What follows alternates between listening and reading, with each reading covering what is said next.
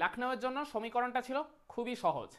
এই আইপিএলে প্লে অফের রেসে টিকে থাকতে হলে লখনউয়ের যে বাকি তিনটা ম্যাচ রয়েছে, তিনটা ম্যাচে জয় ছাড়া তাদের আর কোনো বিকল্প ছিল না।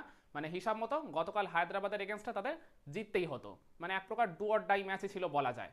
কিন্তু সেই ম্যাচে নিজেদের ঘরের মাঠেই এই লখনউ সুপার জায়ান্টস এই দুর্বল মানে ছন্দহীন সানরাইজার্স হায়দ্রাবাদের কাছে অপ্রত্যাশিতভাবে হেরে বলতে পারেন এই টুর্নামেন্ট থেকে পঞ্চম দল হিসেবে তারা বিদায় নিয়ে নিল। তো এদিন একানা স্টেডিয়ামে এই লখনউ আর যে হায়দ্রাবাদ যে মুখোমুখি হয়েছিল এই ম্যাচে টার্নিং পয়েন্ট আপনি কোনটাকে বলবেন? তো সানরাইজার্স হায়দ্রাবাদের ক্যাপ্টেন প্যাট কামিন্স টস জিতে আগে স্বাগতিক লখনউকে ব্যাটিং করতে পাঠিয়েছিলেন। তো লখনউয়ের ইনিংসের শুরুটা কিন্তু বেশ ভালো হয়েছিল তাদের দুই ওপেনার মিচেল মার্শ আর এইডেন মার্ক্রামের হাত ধরে। যদিও তারা শুরুর দিকে বেশ কয়েকটা চান্স দিয়ে দিয়েছিল যেগুলো গ্র্যাব করতে পারেননি হায়দ্রাবাদের ফিল্ডাররা বা পার্টিকুলারলি ঈশান কিষান। তিনি তো মানে এই দুই ব্যাটারকেই মানে মানে সহজভাবে দুইটা ওই জায়গায় আউট করার সুযোগ পেয়েছিলেন, একজনকে স্টাম্প করার সুযোগ পেয়েছিলেন আর একজনের একটা খুব ইজি ক্যাচের চান্স ওই জায়গায় তিনি ফেলে দিয়েছিলেন। কিছুটা বলতে হবে ভাগ্যের মানে সহায়তা তারা পেয়েছিল। তো ওই সুযোগটাকে কাজে লাগিয়ে কিন্তু এই মিচেল মার্শ এইডেন মার্ক্রাম তাদের ওপেনিংয়ে তুলে ফেলে 115টা রান। তো এই ওপেনিং জুটিতে তারা যে 115টা রান তুলো, এর মধ্যে ওই পাওয়ার প্লে 6 ওভারটাকে তারা খুব ভালোভাবে কাজে লাগিয়ে 69টা রান তুলে ফেলেছিল। 10 ওভার শেষেও তাদের স্কোরটা ছিল ওই জায়গায় 108 মতো। কিন্তু এরপর 11 নম্বর ওভারে ওই দুরন্ত ছন্দে থাকা মিচেল মার্শ, যিনি মানে আইপিএলের এই মরশুমটা শুরু করেছিলেন প্রথম 5 ম্যাচের মধ্যে 4টা হাফ সেঞ্চুরি করে, কিন্তু তারপর মাঝে কিছুটা আর কি ছন্দপতন ঘটেছিল তার। কিন্তু এই মাঝে যে আবার মানে তিনি ব্রেকটা পেলেন, এই ব্রেকে তিনি আবার নিজের ছন্দটা ফেরত পেলেন। 65 রানের খুব একটা ভালো কার্যকরী ইনিংস খেলেন, কিন্তু ওই 11 নম্বর ওভারে হার্ষ দুবেকে একটা আর কি বড় শট খেলতে গিয়ে ওই জায়গায় আর কি আউটসাইডে হয় তিনি মানে নিজের উইকেটটা ছড়ে দিয়ে আসেন। এরপর ক্রিজে আসেন তাদের ক্যাপ্টেন ঋষভ পান্ত, কিন্তু ঋষভ পান্ত যতই ব্রেক পান না কেন তার ওই অফ ফর্ম বা খারাপ ফর্ম কোনোভাবেই কাটছে না। একটা বাউন্ডারি মারলেও তিনি ওই ঈশান মালিঙ্গার একটা স্লোয়ার ইয়র্কারে ঠকে গিয়ে কট অ্যান্ড বল হয়ে যান। মাত্র 7 রান করে তিনি ক্রিজে ফেরত চলে যান। এরপর ক্রিজে আসেন নিকোলাস পুরান। তো নিকোলাস পুরান আর আরেক ওপেনার এইডেন মার্ক্রামের মধ্যে একটা 35 রানের জুটি গড়ে উঠেছিল ওই থার্ড উইকেটে। এইডেন মার্ক্রামও চমৎকার ছন্দে রয়েছেন, তিনি আবারও এদিন একটা হাফ সেঞ্চুরি ডেলিভার করলেন। কিন্তু এই জুটিটা যখন ভেঙে গেল তখনই বলতে গেলে লখনউয়ের ইনিংসের বেশ খানিকটা ছন্দপতন ঘটলো। এর পরের দিকে যেসব ব্যাটাররা রয়েছেন ওই আয়ুষ বাদনী কিংবা আব্দুল সামাদ, যাদের মূল কাজটাই হচ্ছে ফিনিশিংয়ের বা আর কি মিড ওভার্সে গিয়ে ইনিংসটাকে আর কি ফ্লারিশ করা, তারা সেই কাজটা করতে একেবারেই ব্যর্থ হয়েছেন। দুজনেই মাত্র 3 রান করে প্যাভিলিয়নে ফেরত চলে গেছিলেন। কিন্তু ওই এক পাশ থেকে নিকোলাস পুরান তিনি তার মতো করে চেষ্টা করেছিলেন, তিনি 45 রানের একটা কার্যকরী নক খেলেছিলেন। তো ওই জায়গায় মানে 19 ওভার শেষেও মানে লখনউয়ের স্কোরটা ছিল 185, কিন্তু লাস্ট ওভারে নীতিশ কুমার রেড্ডি তিনি ওই ওভারে তিনটা উইকেট জেনারেট করেছিলেন ঠিকই, মানে তার মধ্যে দুটোই রান আউট ছিল, কিন্তু তারপরেও স্টিল ওই পার্টিকুলার ওভারটা থেকে তিনি 20টা রান কনসিড করেছিলেন। আকাশদীপ একদম লাস্ট বলে ছক্কা মেরে তিনি মানে লখনউয়ের স্কোরটাকে নিয়ে গেলেন 205-এ। তারপরেও এটা একটা যথেষ্ট ফাইটিং টোটাল ছিল, মানে আরও বেশি রান তাদের তোলা উচিত ছিল, যেখানে 10 ওভারে তারা 108 তুলে ফেলেছিল। 20 ওভার শেষে 205টা একটু কমই মনে হয় এক্ষেত্রে, but still this is a fighting score বলা চলে। এই জায়গা থেকে 206 রানের লক্ষ্যমাত্রা নিয়ে খেলতে নেমে হায়দ্রাবাদের শুরুটা কিন্তু ভালো হয়নি। তাদের ওই ওপেনার অথর্ব তাইরেকে তারা প্রথমেই হারিয়েছিল। এরপর ওই মানে সেকেন্ড উইকেটের পার্টনারশিপে ওই ঈশান কিষান আর ওই আরেক ওপেনার অভিষেক শর্মার মধ্যে একটা 82 রানের জুটি গড়ে ওঠে।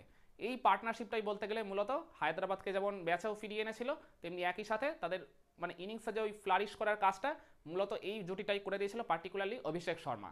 তিনি মাত্র 18 বলে বিধ্বংসী একটা হাফ সেঞ্চুরি করেছেন।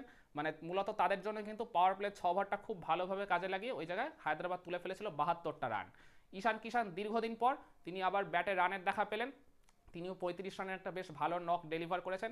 তো ওই জায়গায় ওই অষ্টম ওভারের বল করতে এসেছিলেন দিগ্বেশ রাঠি, তাকে একটা বড় শট খেলতে গিয়ে ওই অভিষেক শর্মা নিজের উইকেটটা ছুড়ে দিয়ে বসেন ওই ডিপ এক্সট্রা কাভারে।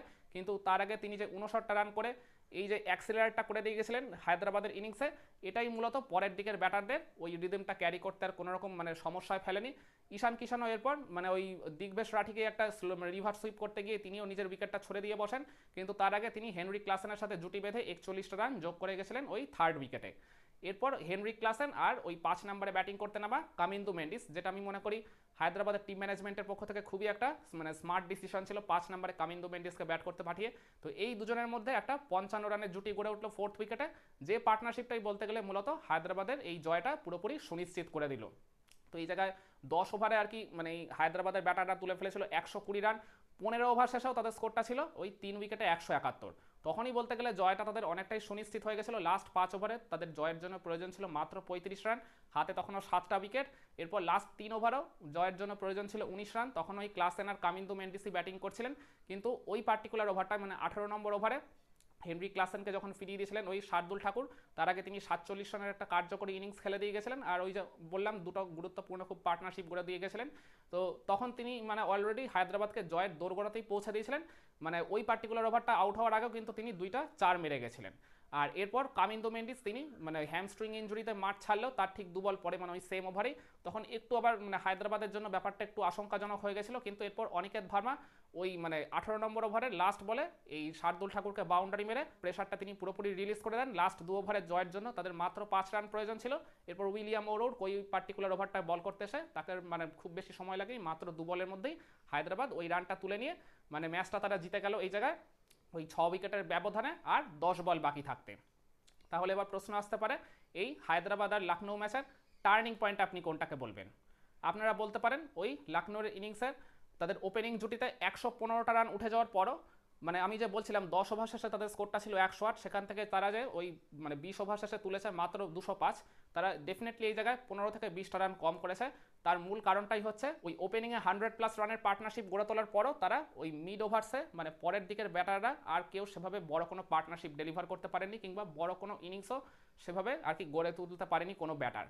আমি মনে করি লখনৌ যে দিন শেষে বড় রান তুলতে পারলো না যেরকমটা আর কি প্রত্যাশা ছিল, এই পার্টিকুলার মানে ব্যাপারটা মানে মিড ওভার্সে তাদের ওই জায়গায় বড় কোনো পার্টনারশিপ গড়ে তুলতে না পারাটা তাদের ম্যাচ হারের অন্যতম কারণ, বা এটাকে আপনি টার্নিং পয়েন্ট হিসেবে তুলে ধরতে পারেন। কিংবা বলতে পারেন ঈশান মালিঙ্গার ওই দুরন্ত স্পেলের কথা। তিনি 4 ওভারে মাত্র 28 রান খরচ করে 2টা উইকেট তুলে নিয়েছিলেন ওই জায়গায়। মানে প্রথমে ঋষভ পান্তকে ফিরিয়েছিলেন আর তারপর আয়ুষ বাদনী, এই দুজনেই ডেঞ্জারাস ব্যাটার ছিলেন। দুজনেই কিন্তু যে কোনো সময় আর কি জ্বলে উঠে মোমেন্টামটা পুরোটাই তারা নিজেদের টিমের দিকে শিফট করে দিতে পারতেন। তো এই 2টা উইকেট তোলার পাশাপাশি তিনি 4 ওভারে মাত্র 28 রান খরচ করেছেন, তার ইকোনমিটা ছিল মাত্র 7। দলের মধ্যে তিনি সবচেয়ে আর কি ইকোনমিক্যাল বোলার ছিলেন। তো ঈশান মালিঙ্গার এই পার্টিকুলার স্পেলটাকে আপনারা ডেফিনেটলি এই ম্যাচের টার্নিং পয়েন্ট হিসেবে কিন্তু তুলে ধরতে পারেন। কিংবা বলতে পারেন ওই অভিষেক শর্মার ওই 18 বলে ঝোড়ো বিধ্বংসী হাফ সেঞ্চুরির ইনিংসটার কথা, বা ওই 20 বলে তিনি যে মানে শেষমেশ 59 রানে অপরাজিত থাকলেন। আর তার থেকেও বড় কথা ওই ঈশান কিষানকে সঙ্গে নিয়ে তিনি ওই 82 রানের যে পার্টনারশিপটা গড়ে তুললেন সেকেন্ড উইকেটে, ওটাই বলতে গেলে হায়দ্রাবাদের ইনিংসটাকে যেভাবে আর কি বুস্ট আপ করলো, মানে তাতে করে পরবর্তীতে মানে অন্য ব্যাটারদের এই রানটা চেস করতে আর কোনো রকম সমস্যা হয়নি। তো ডেফিনেটলি অভিষেক শর্মার এই রোলটাকেও আপনি এই ম্যাচের টার্নিং পয়েন্ট হিসেবে তুলে ধরতে পারেন। কিংবা বলতে পারেন ওই অল ইম্পর্টেন্ট ওই কামিন্দো মেন্ডিস আর হেনরি ক্লাসেনের মধ্যে ওই 55 রানের জুটিটা, যেটা তারা 4th উইকেটে গড়ে তুলেছিলেন, মানে ওই জুটিটা না হলে কিন্তু তখনও মানে আমি স্টিল আর কি বিশ্বাস করি যে লখনৌর ওই জায়গা থেকেও কিন্তু ম্যাচ জয়ের একটা স্লাইড আউটসাইড চান্স ছিল। এই পার্টনারশিপটার জন্যই তারা সেই কাজটা করতে পারেনি। মূলত হায়দ্রাবাদের জয়টা শেষ দিকে গিয়ে নিশ্চিত করে দিয়েছিল এই 55 রানের আর কি দারুণ জুটিটা। তো এই পার্টনারশিপটা ডেফিনেটলি এই ম্যাচের টার্নিং পয়েন্ট হওয়ার দাবিদার। কিন্তু আমার কাছে এই সব কিছু পেরিয়ে এই ম্যাচের যেটা আলটিমেট টার্নিং পয়েন্ট মনে হয় কোনটা জানেন? সেটা হচ্ছে এই লখনৌ সুপার জায়ান্টসের 11 থেকে 15 নম্বর ওভার। 10 ওভার শেষেও তাদের স্কোরটা ছিল বলছিলাম 108, সেখানে মানে দেখাচ্ছিল 15 ওভার শেষে তাদের স্কোরটা ছিল মাত্র 146 2 উইকেটের বিনিময়। এই মাঝের 5টা ওভারে তারা তুলতে পেরেছে মাত্র 34 রান, মানে 30 বলে 34 রান তুলেছে। খুইয়েছিল 2টা উইকেট, ওই তার মধ্যে মিচেল মার্শের উইকেট ছিল আর ঋষভ পান্তের উইকেট ছিল।